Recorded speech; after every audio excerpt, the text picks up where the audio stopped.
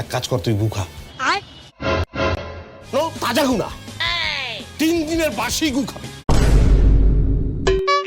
তারপরে নীল নীল মোটা মোটা মাছি উড়ে বেড়াচ্ছে, সেই গু খা, মাছি সহ খা। কচকচ করে শব্দ হবে, ক্রিসপি গু খা। ছলো ছলো নয়নে দেখে আসলাম এবারের ঈদের best film. Yes, you heard it right, এবারের ঈদের সেরা সিনেমা Bonolota express, produced by Buriganga talkies, co-produced by Hoichoi studios. একটি ফ্যামিলি সিনেমার পারফেক্ট কম্বো প্যাকেজ। পরিবারের সাথে এনজয় করার মতো একটা সিনেমা। এই সিনেমাটিতে রয়েছে এক গাদা স্টার কাস্ট, এক গাদা আইকনিক সং, এক গাদা ইমোশন, আর অনেক অনেক বিনোদন। আমাকে কোলে তুলে নেন, ওর ছোট ভাই হিসাবে। সিনেমাটি শুরু থেকে শেষ পর্যন্ত আপনাকে হাসাবে। কি আমার কথা বিশ্বাস হচ্ছে না? তাহলে হলে দর্শকের রিয়াকশনটা শুনেন। আসলে খাচ্ছি তো ব্লেন্ডেড হুইস্কি। একটু পরপরই এভাবে হাসছিল হলের দর্শকরা।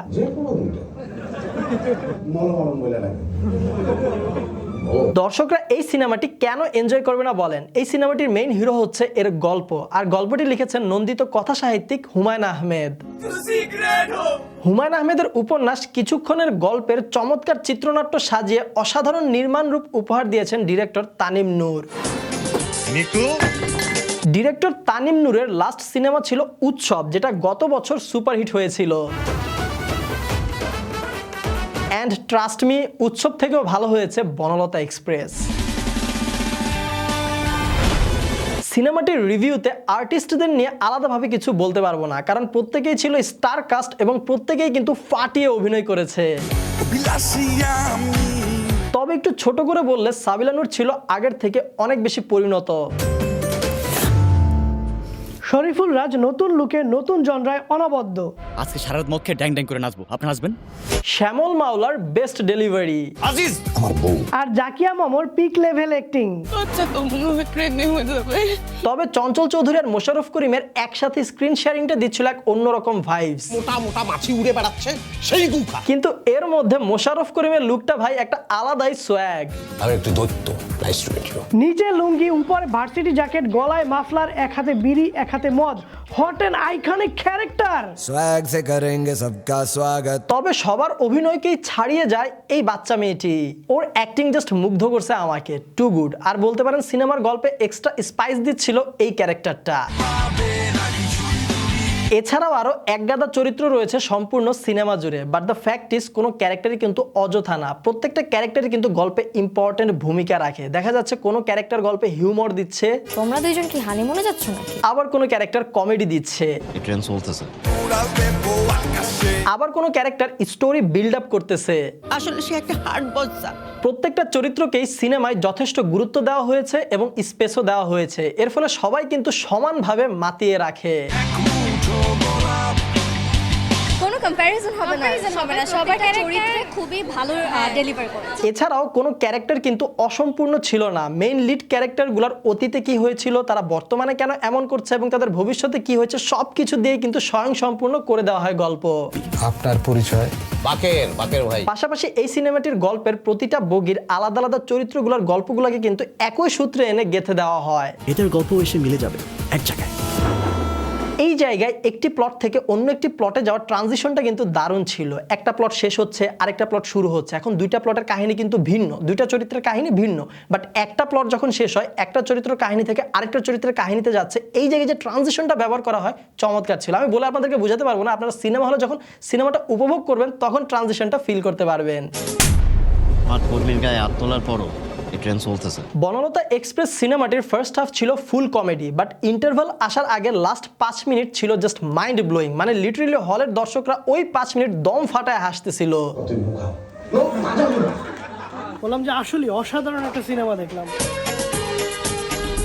আর সিনেমাটির সেকেন্ড হাফ ছিল ইমোশন আর কমেডি এই দুইটার মিশ্রণ। সিনেমাটার ফার্স্ট হাফে সবাই ইচ্ছামতো বিনোদন দিলেও সিনেমাটার সেকেন্ড হাফে দেখা যায় যে একজনের থেকে আরেকজনের দুঃখের পাল্লা বেশি বড় হইতে থাকে। মানে লিটারালি ভাই সবাই প্রতিযোগিতা লাগছিল যে কার দুঃখ থেকে কার দুঃখ বেশি। একজন যখন অন্যজনের কাছে যাইতো নিজের দুঃখের গল্প শোনাইতে, অন্যজন তখন তাকে তার নিজের দুঃখের উপন্যাস শোনায়া দিত। তাই বলে কবিতা লেখার জন্য তোমার মন্ত্রিত্ব চলে যাবে? তবে কষ্টের মধ্যেও কিছু আইকনিক ক্যারেক্টার আসে কেমিও নিয়ে, যেটা বেশ ভালো ছিল। সব কিছুর অভিজ্ঞতার দরকার আছে। আইকনিক ক্যারেক্টারের পাশাপাশি এই সিনেমাটিতে কিন্তু কিছু আইকনিক ডায়লগও শোনা যায়। আরে ভাই হুমায়ুন আহমেদের গল্প, হুমায়ুন আহমেদের কালজয়ী নাটকের যে আইকনিক ডায়লগগুলো আছে ওইগুলা বলবে না, সেটাও কি হয় নাকি? সিনেমাটির গানের কথা যদি বলি তাহলে ডিরেক্টর তানিম নূরের কাজে দেখা যায় লেজেন্ডারি গানগুলোকে রিমেক করতে। এই সিনেমাতেও কিন্তু তার ব্যতিক্রম হয়নি। সিনেমাটির মেকিং চমৎকার ছিল। এই সিনেমাটির মধ্যে কিন্তু একটি আর্লি 2000-এর গল্প তুলে ধরা হয়, তো সেই সময় অনুযায়ী সেই প্রেক্ষাপট অনুযায়ী সেট ডিজাইন বেশ চমৎকার ছিল। আর যে ট্রেনটা ব্যবহার করা হয় ট্রেনের মধ্যে কিন্তু একটা ওল্ড ভাইস পাচ্ছিলাম।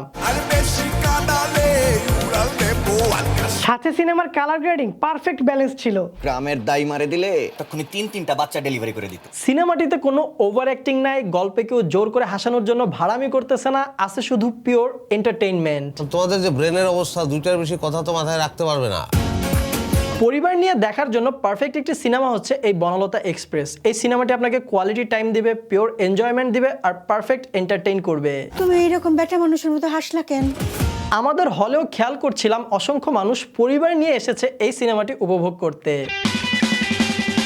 এইবার বলি এই বনলতা এক্সপ্রেস সিনেমাটির নেগেটিভ দিকগুলা। এই সিনেমাটির কি নেগেটিভ দিকও আছে? এইটা কি বললেন? চোখে পড়ার মতো তেমন বড়সড় কোনো নেগেটিভ দিক ছিল না, তবে এই সিনেমার বিজিএম এর কাজগুলো আর একটু ভালো হতে পারতো। তার মানে এই না যে বিজিএম গুলো ব্যবহার করা হয়েছে ওগুলো খারাপ হয়েছে।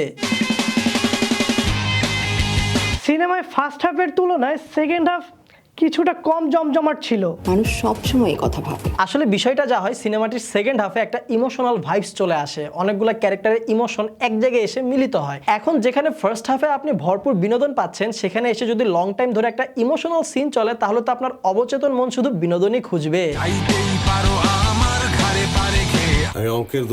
তবে সিনেমাটায় ইমোশনটা কিন্তু দরকার ছিল। এই ইমোশনটার জন্যই গল্পটা দর্শকরা ফিল করতে পারবে।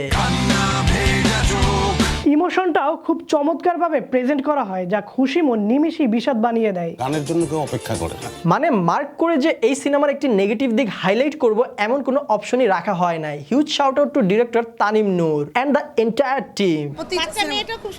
প্রতিটা জায়গায় খুব সুন্দর মানানছে। সিনেপ্লেক্সের একটি দিক বলাই লাগে। এই বনলতা এক্সপ্রেস সিনেমাটি দেখার জন্য আমরা গিয়েছিলাম সিনেপ্লেক্সের মিলিটারি মিউজিয়াম ব্রাঞ্চে, যেখানে পরিবেশটা ছিল খুবই সুন্দর। পরিবেশটা সুন্দর না? কোনো হইছে আছে? টিকিটের দামও 400 টাকা, সবচেয়ে কম। কিন্তু হলে ঢুকে দেখি পরিবেশটা অনেক গরম, সেই সাথে অনেক ব্যাড স্মেল। আহারে কি কোন? আর হলের ডিসপ্লে করুণ অবস্থা, প্রজেক্টরের জায়গায় জায়গায় ভাঁজ। ফিল্মটা উপভোগ করার রেশ এই ডিসপ্লে অর্ধেক কমায়া দিবে। কথা সত্য। যাই হোক, তারপরেও আমরা এনজয় করেছি বনলতা এক্সপ্রেস সিনেমাটি। এবং আপনারা কারা কারা এই সিনেমাটি দেখেছেন, আপনাদের কি অভিজ্ঞতা কমেন্ট বক্সে আমাদেরকে জানান। এবং এই ঈদের মধ্যে বনলতা এক্সপ্রেস সিনেমাটিকে আপনারা সিরিয়ালে কত নম্বরে রাখছেন কমেন্ট বক্সে জানান। এরকমের সিনেমা আরো চাই, আরো বেশি বেশি চাই, কেন আসে না? So guys, that's all today. আশা করছি ভিডিওটা আপনাদের কাছে ভালো লেগেছে। ভিডিওটা আপনাদের কাছে বেশি ভালো লাগলে আপনাদের মন থেকে, আপনাদের ভালোবাসা থেকে এই ভিডিওতে লাইক কমেন্ট শেয়ার করে দিন। আর আমাদের প্রথমবার দেখে থাকলে এখনই চ্যানেলটি সাবস্ক্রাইব করুন। আর শুধু সাবস্ক্রাইব করলে হবে না, সাথে কিন্তু অবশ্যই অবশ্যই অবশ্যই পাশের ঘন্টাটিও বাজিয়ে দিবেন। দেখা হবে আপনাদের সাথে পরবর্তী ভিডিওতে। Till then stay all, stay awesome, by.